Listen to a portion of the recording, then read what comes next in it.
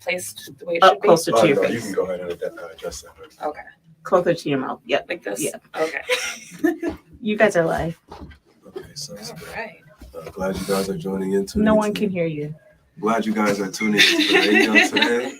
We're going to be having a good show with some good information, and then we'll hop right in. It's Conversation with Jim Anderson. And now, your host, Jim Anderson. Good morning, good morning, good morning, Buffalo. It's not April, but it's April Fool's because it's not Jim, it's Austin today. But I'm glad to be here today with you guys. We have an interesting interview. We actually have a couple interviews lined up today, so it's kind of a double feature. Before we jump into the information stuff, I just have a sidebar. Oftentimes, because it's a community show, we talk about bringing community activists to the forefront, people in the community doing great things to the forefront. And so I found myself saying, I no longer want to just sit around and wait. I'm going to go to people myself. And so someone in the community that I want to highlight this week is a man named Colin Gale. Now, this is the first full-time HR director for Say Yes Buffalo, an organization fighting minority discrimination and educational disparities to make sure that opportunities are equal across the board. But why is that important? It's important because the goal of his job is to make sure that all staff feel supported. And what happens when someone feels supported in their purpose is that it inspires them to be better. And change doesn't happen overnight. Change doesn't start with one person. But what it does start with is one idea, one goal, one mindset. And when that mindset is success, support, and enrichment of who we are, it allows people to change, families to change, which ultimately allows communities to change. And so I think it's so important that whether in our personal or professional lives, we focus on allowing ourselves to be supported, not only from the outside, but within. And so if you're someone listening saying that I recognize the importance of being supported in what I'm working on, I recognize the importance of identifying, addressing, and fixing issues in order for us to be the best people we can be. Whether you reach out on LinkedIn or you go to Say Yes Buffalo, Mr. Colin G-E-H-L Gale is someone that should be on your mind for the community. Thank you for reaching out, Mr. Gale, and I'm glad I got to help you and at least talk a little bit about what you're doing and why it's so important. But to move on to the important guest in the studio today, I'm joined by an interesting guest. I think oftentimes we compartmentalize or we already make a judgment on what things are. And when you don't have any information, we kind of just out of mind, out of sight. But there's a group, a demographic in America who's been here longer than you, been here longer than me, and who is fighting to make sure that we are aware of them as aware of them as we should be, realizing that we are actually in their home. And so today I'm joined by a Mrs. Samantha Nephews, and I'm not going to speak too long because I know we only have 30 minutes. So I'm going to let you go ahead, jump right in and tell us how your day is. But I want you to start by just touching on, I know you are from Seneca heritage, I believe. So can you just talk about what that means for someone who's maybe not as familiar with the tribe structure and what that looks like in New York State? Sure. So, Western New York is actually home to the Seneca Nation. New York State as a whole, if you look at, what we know as New York State today, is home to something called the Haudenosaunee Confederacy. Now, the Haudenosaunee Confederacy is made up of a couple of different tribes, the Seneca, the Cayuga, the Onondaga, Oneida, Mohawk, and then in the 1700s, I believe, the Tuscarora came from down south and was adopted by the Haudenosaunee. And if it feels difficult to conceptualize what that means, I included this in part of my discussions on Friday was the Haudenosaunee think of the United States of America. Each of those individual tribes are states, and then you have the United States government. This is actually what inspired the United States government, was this Haudenosaunee Confederacy.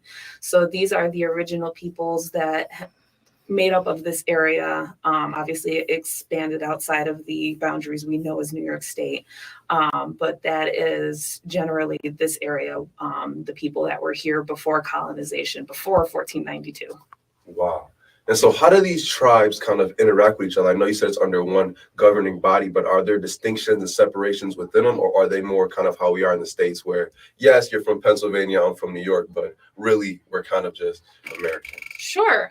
So, I mean, as far as I know, there was always the, working together.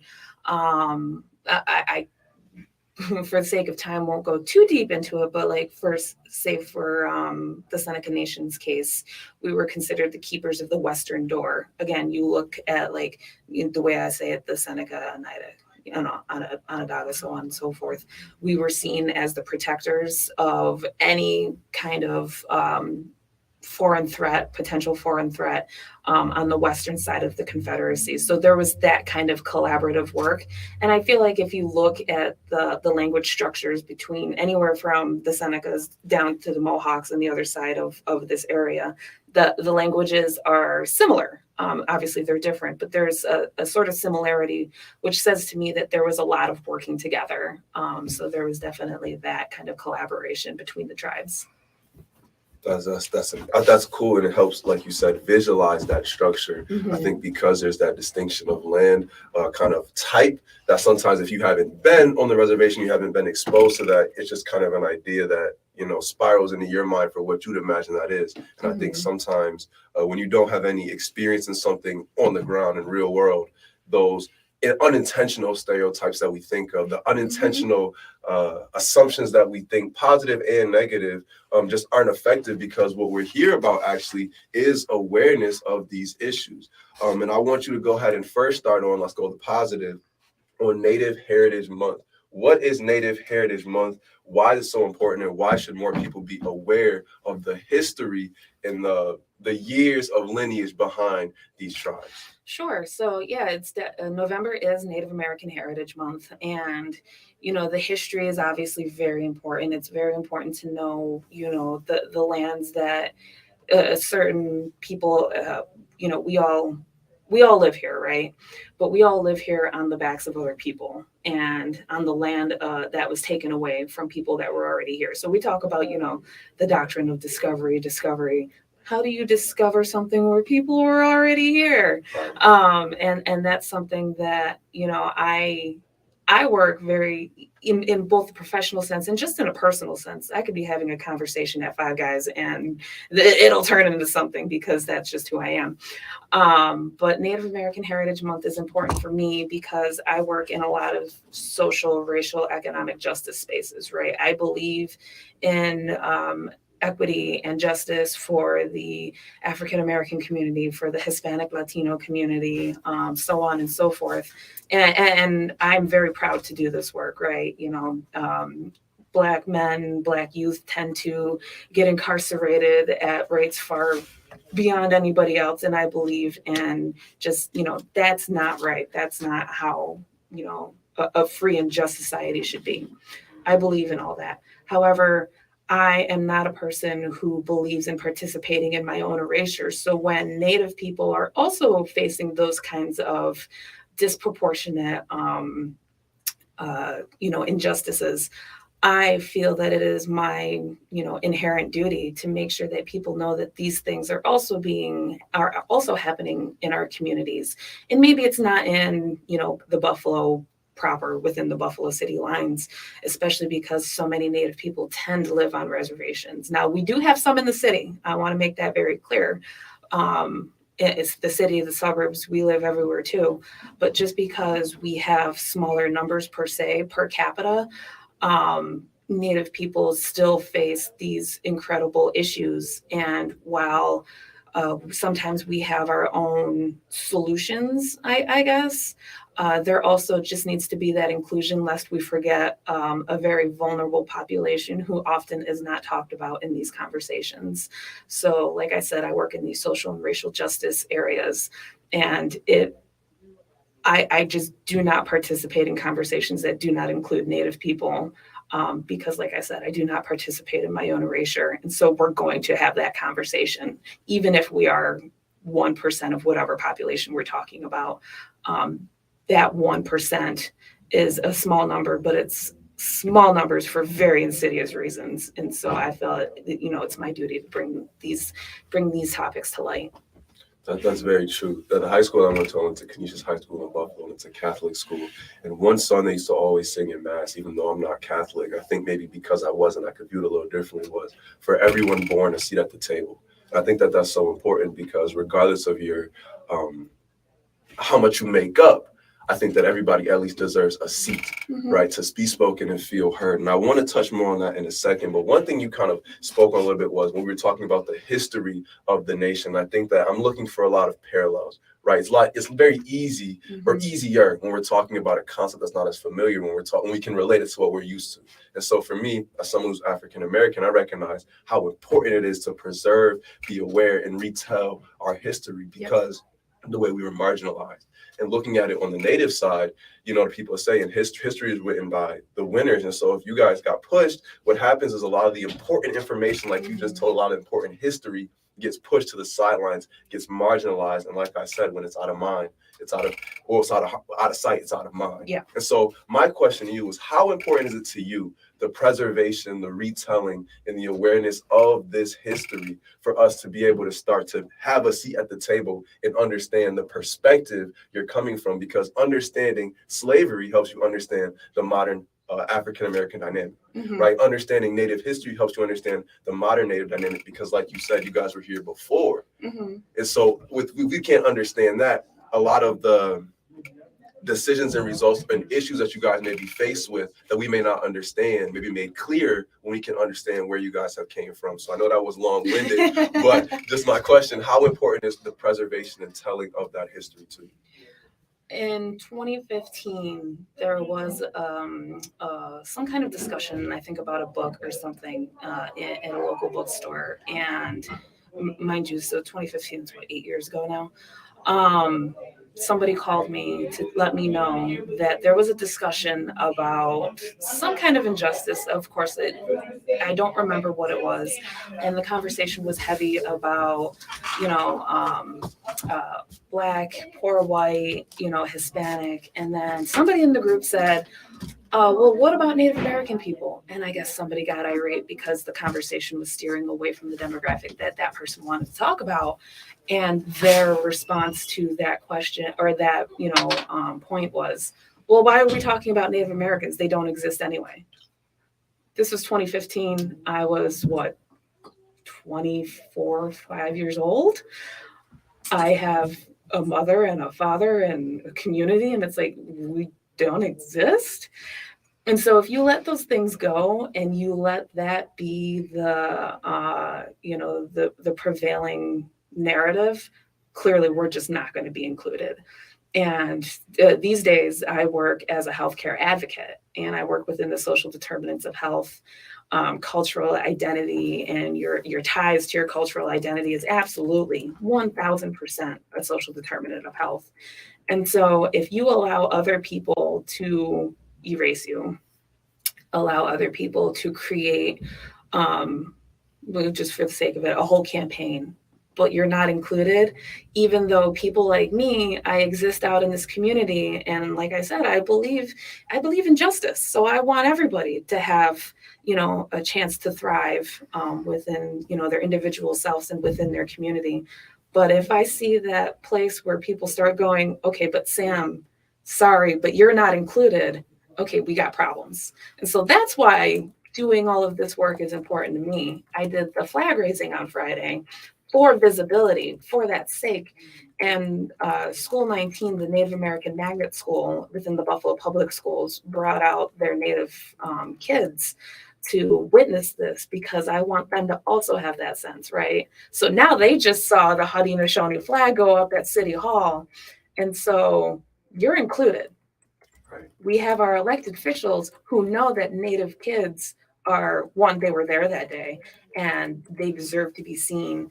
And hopefully as they continue on, because I can't guarantee that they're not going to run into those issues, right? Where they're not even going to think about including, Seneca kids, or everybody assumes, right? We all live on the reservation. Yeah. These kids all live on, Riverside, West Side, East Side, et cetera, et cetera. So for me, the point of the flag raising is to, create that sense of pride, very public pride, so that when it comes to these conversations, may they never hear what I heard in 2015. I just turned 34 years old, and it's obviously that still sits with me. The fact that was spoken in my adult lifetime in this city, the city of Buffalo that was built on, Seneca lands. So that was my long-winded answer to your long-winded question. I appreciate it because it's very insightful, and that perspective, like we talk about, is so important. And that's actually what I want to ask you, right? I think when we come into groups that are excluded, we'll come in and tell you, okay, we'll give you a seat at the table, but it looks like this, right? This is the role that you play. We bring you up once a month just to cover all our base, and we move on. So let me ask rather than tell. How does the Native American population fit under the word of minority, right? We talk about fighting for issues and injustice and inequalities. And like you said, I think that it's just like how the tribes collaborate, it's a collaborative issue, right? If you guys can advocate on our behalf, we should advocate on your behalf. But how should that support look? How does these conversations look to you in an ideal world where everybody, including Native Americans, are represented in these minority discussions? Well, I think it comes back to the idea of visibility, right? We're talking about basically the human existence, right? I was saying before we came on air was we are all more alike than we are different. We are human beings. There is a Native activist from the 70s, 60s, and whatnot, John Trudell, who talks about we are the human beings. Fundamentally, first and foremost, we are all human beings. And once we have that understanding of each other and we talk about that, we just automatically assume to include each other. And I think what is most important is being able to do that while celebrating our differences and celebrating the different cultures, right? Like, I'm not some extremist that goes, everybody needs to go back to where they came from. I love diversity. I love being able to celebrate and try different cultures and different marginalized groups and, prop up people where they have been, slapped down by mainstream society before.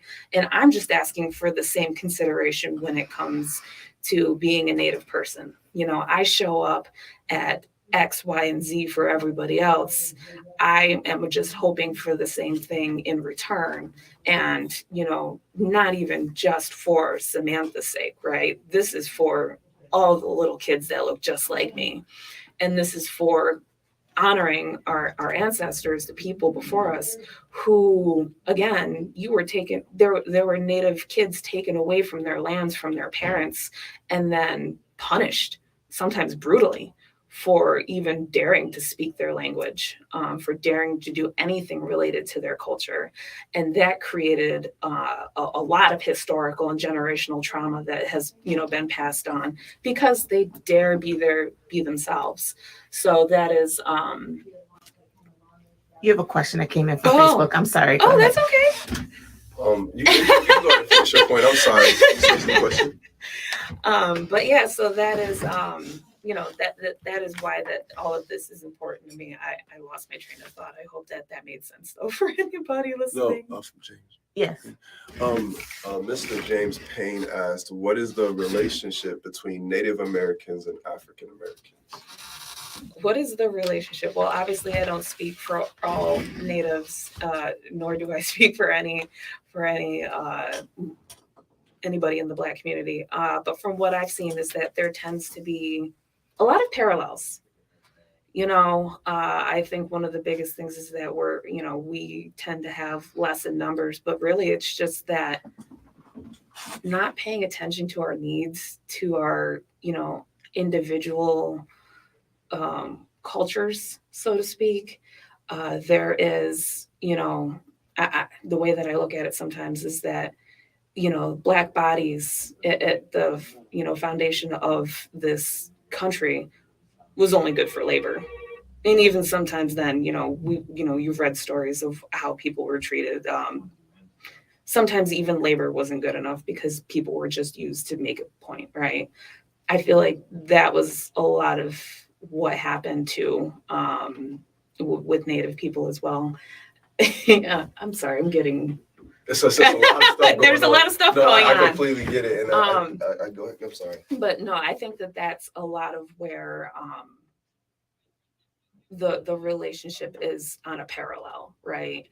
That sense of, and I'm trying to think of what's the word I'm looking for, but just, being underrepresented, being not cared for, I think that we find a lot of those parallels, and I see that in a lot of people's everydays, right? Like I personally, in large groups, tend to gravitate towards a group that's more heavily people of color, specifically Black people, because it just there tends to be that camaraderie because of that shared historical experience, right? If that makes sense. Absolutely. That is where I see a lot of the parallels personally. Again, I don't speak for everyone, so I think that that's a very good or a very realistic idea of that relationship. If I took care of a country, if I really discovered, put the work in, really helped identify what's safe to eat, what animals do we hunt, and do all this work, and then somebody comes in and takes that. I don't need to be Black to understand what having someone come in and drastically change without being aware of the traditions and things in place. I don't have to be Black to understand that. I don't have to be Native to understand that. That's a people thing. And so I think that, like you said, it's that understanding that we've both been scapegoats for this country to be as it is today. And so whether we're talking about the modern one or the historical one, we've both suffered under this system and under this country. And so while we're fighting for rights in our front, it's a dual-threaded side. We did have a call come in, though. So caller, you should be on the air. Yes. Good morning. Good morning. Can you hear me? Yes, ma'am. Yes, this is Dr. Doyle. I'm glad you have your guest on the program, and I'm a Buffalo retired teacher. And when I was teaching in the school system, I always honored Native American Month in November. And one of the things I did, because I didn't feel qualified to talk about Native American history and traditions, I invited Native American people to come into my classroom. And there was one lady in particular, her name was Joyce Pendleton. She would come in and she would do storytelling. She would bring artifacts with her and talk about the traditions of Native Americans. I just want to share one thing. The first African American to come to Buffalo, his name was Joseph Hodge. He came in the late 1780s, and he lived among the Senecas. It's all documented. He lived among the Senecas, and he married a Native American woman, and he spoke the language of the Seneca people fluently. And he was a guide and interpreter to the early white settlers. I did a lot of research on this, but I thank you for having your guests on the program today. And I always talk about this in my writing. So thank you very much for letting me speak on your program. Absolutely, Dr. Doyle. Thank you. Thank you, Dr. Doyle. And mentioning Joyce Pendleton. Oh, she was one of the Native American resource staffers at School 19, the Native American Magnet School within the Buffalo Public Schools. And I remember Ms. Pendleton very, very fondly. And that's she did a lot of like what Dr. Doyle said. She would, at the Native American Magnet School, they would take out the Native kids and we would go and learn about our own, history and culture and whatnot. But it wasn't to be exclusionary. It was to make sure that we were just rooted in what we are, the people that we are. But they also employed Miss Pendleton to go into each class. Basically, she had her little, basically art on a card. And she went into all the individual classes, to talk about, Native history and heritage and culture. And so basically doing what I'm doing right now is to go into different spaces just to make sure that, people are aware. And then, of course, you see me here in the flesh and I have issues too. And, things are, not great out there for a lot of people. But anyway, that brought me back there, just speaking of Miss Humbleton. So thank you, Dr. Doyle, for saying that. I'm glad that even what she talked about, it's that relationship. And I remember when I was younger, at my elementary schools and middle schools, we used to have, I'm fairly certain, if I'm not, I might be young, so I gotta check the memory with the boss, but I'm fairly sure we did have people come in to talk about these things, show us, it was like corn husks, and they call it I don't know what it was. It was like they had like red corn, they had all these corns and all these things, and it was interesting to just see the other side of it. We're kind of heading out. I wanted to touch on some of the modern issues that you see on the reservation, but I don't want to kind of take all the rest of your time for contacting. So we'll have to get you back on to do another show to talk about the modern situation on the reservation, the modern issues that you see. But as we kind of close out, we talked about bringing a seat at the table. Right. Mm-hmm. And I feel like I would be approaching wrong if I didn't then give a chance for us to reach out and contact. We talk about support, but it has to be a way for us to support. So when you talk about bringing awareness to the table, are there any specific things you're looking for? And if so, how can we get in contact with you, an organization like you, or the organization that you're a part of, to just continue to build awareness, like we said, build that seat at the table for you guys, not just in small conversations, but in all conversations? Yeah, so like I said, I work for an organization called the Healthcare Education Project. And what I do is I work within the social determinants of health. And this ranges from the big issue in New York State, like Medicaid, big issue. I think what's important is I'm not even saying necessarily center Native people when it comes to the Medicaid fight, right? I understand population percentages, et cetera, et cetera. All I'm asking is that people be included in the conversation. Don't assume that you know what Indigenous people are going through. You mentioned the reservation, but within the greater context of this country, more Native people tend to live in cities than in reservations. And so we're not even talking about, rural versus urban issues, which is its own thing. Don't discount rural issues because that tends to also affect Native people as well. But just remember that Native stories are very important within, in urban context as well. Maybe it's not Buffalo. There's a large Native population in New York City. Excuse me, it's all very contextual. So all I'm asking is that people remember that there is this very vulnerable population. Native people tend to experience rates of suicide higher than any other group within this country. Again, just being mindful of per capita, knowing how small our population is, and yet per capita, we have one of the highest rates of suicide. That's baffling to me.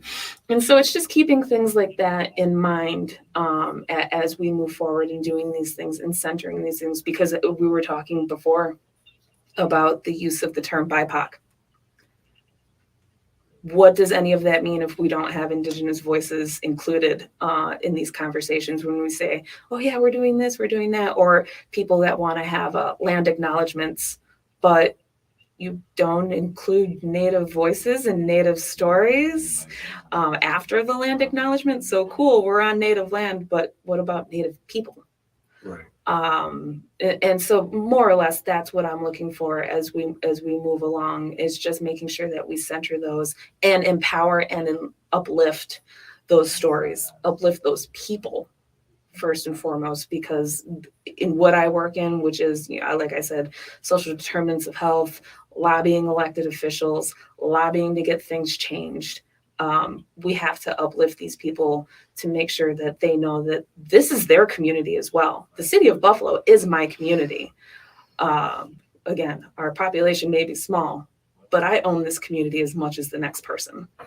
And I just want to see other people that look like me, or maybe have lighter skin, or maybe have darker skin, because Native people don't all just look like me. For anybody on Facebook Live, it's not just people that look like me. We're very diverse. And that just needs to be uplifted and approached with just the utmost respect as human beings. Absolutely. I think how I'm looking at it is that it's history, but it's history in motion. It's history being written. And even though in our minds we think of Native Americans back in the day, it is a current issue. It's still going on. These pages for this history book are still being written. And so as we kind of close out, I just want to say thank you. I appreciate you for coming to bring this awareness, because I truly believe awareness in one issue is how we get awareness in all. So thank you for being here. And like I said, hopefully we'll have to get you back on the show. I appreciate that. We all do better when we all do better. Absolutely. Thank you.